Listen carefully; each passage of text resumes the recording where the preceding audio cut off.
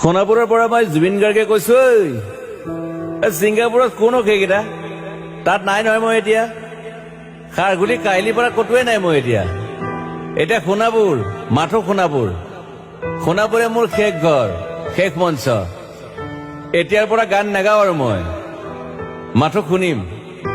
Specially মই night super কেইখনক কৈছো, উজনিলৈ অহা যোৱা কৰোতে সোণাপুৰৰ এই ঠাইখিনিতে মায়াবিনীটো ডাঙৰকৈ বজাবি। ৰৈ থাকিম উজাগৰি ৰাতিৰ বুকুত।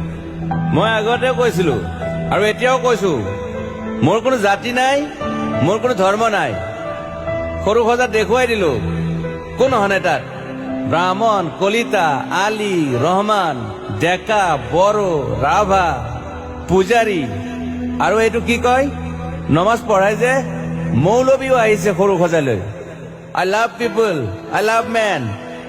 সেইবাবে মুখ্যমন্ত্ৰী হিমন্ত দাকো কৈছো, মই বিৰোধী দলকো কৈছো, লুৰি নকিল সকলোকে কৈছো, পলিটিক্স নকৰিবা বন্ধু। মই সৰু সজাইৰ মানুহৰ অসমখন বিচাৰিছিলো। চাই থাকিম সোণাপুৰৰ পৰা। খেলি মেলি হলে কষ্ট পাম, উভতিও আহিব নোৱাৰিম। যোৰহাটৰ মানুহখিনিয়ে কষ্ট পাইছে বুলি শুনিছো। মোৰো যাবৰ মন আছিল। প্ৰিয় ঠাই, দেউতাৰ ঠাই। উপায় নাই, পলম হলে শৰীৰটো কষ্ট পায়। বাকী গৰিমা আৰু দেউতাই গুৱাহাটীতে থকাটো বিচাৰিলে। একো নাই, গুৱাহাটীলৈ আহিলে মাত দি যাব। সোণাপুৰতে থাকিম। আৰু এটা কথা, যোৰহাটত প্ৰতিমূৰ্তি এটা হ'ব বুলি শুনিছো। গুচি যাম কেতিয়াবা। ঘেণ্টা কাকো খাতিৰ নকৰো। মায়াবিনী ৰাতি ধুমুহাৰ সতে। মাজুলীবাসীয়ে দুখ নকৰিব দেই। মনত পৰিলে গাই দিব মাজুলীৰ এজনী ছোৱালী। নিমাতী ঘাটলৈ যাব নোৱাৰিম আৰু। একো নাই, মোক প্ৰতিটো বসন্ততে পাব অসমবাসীয়ে।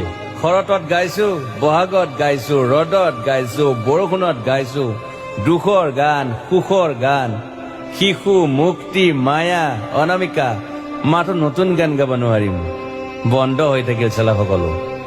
এতিয়াৰ পৰা আৰু শুনিম শেষ মঞ্চখনৰ পৰা। সোণাপুৰেৰে পাৰ হৈ গলে গাই যাব কেতিয়াবা ধুমুহাৰ সতে। মাজতে সাঁথৰ এটা কওঁ, ছিংগাপুৰত মহন্তদাই কোৱা মতে নৰ্থ ইষ্ট ফেষ্টিভেল আছিল।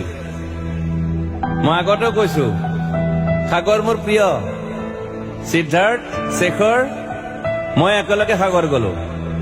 পিছত গম পালো ঘেণ্টা মই মৰি থাকিলো বোলে। বাকী নাজানো ক'ত কি হল। শেখৰো নাই, সিদ্ধাৰ্থো নাই। অকলে অকলে কফি নেতাত দিল্লী হৈ সৰু সজাই পালো। বাট আই লাইক পিচ। মই শান্তি বিচাৰো। বৰ কম সময় পালো।